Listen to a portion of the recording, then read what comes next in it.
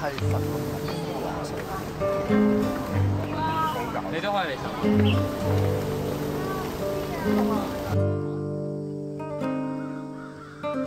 想睇呢座百年地底古蹟，其實好簡單。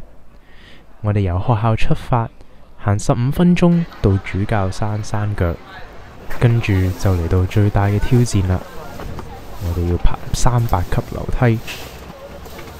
香港就係一個咁神奇嘅地方，明明直線距離同熱鬧嘅街道只係幾百米之隔，但係喺山林嘅阻擋之下，就好似遠離飯圈，遠離一切嘅煩惱。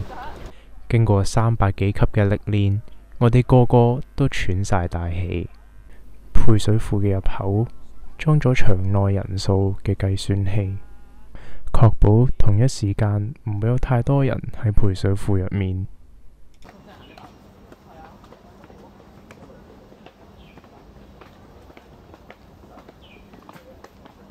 上到山頂，我哋耐心咁樣聽講解員介紹香港水務設施嘅例子。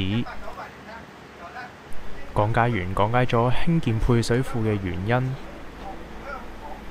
同埋喺香港其他唔同嘅配水庫，又介紹咗喺香港進行過嘅各種水務工程。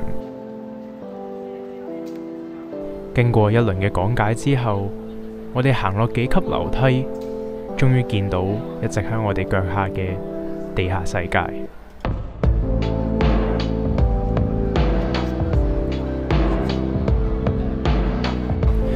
圓形嘅配水庫設計，由混凝土形成嘅拱形天花，78條麻石柱同紅磚拱門嘅設計，建築方法同拜占庭式建築類似，竟然可以喺香港見到咁有特色嘅建築，我哋都為之震驚，忍唔住不停影相。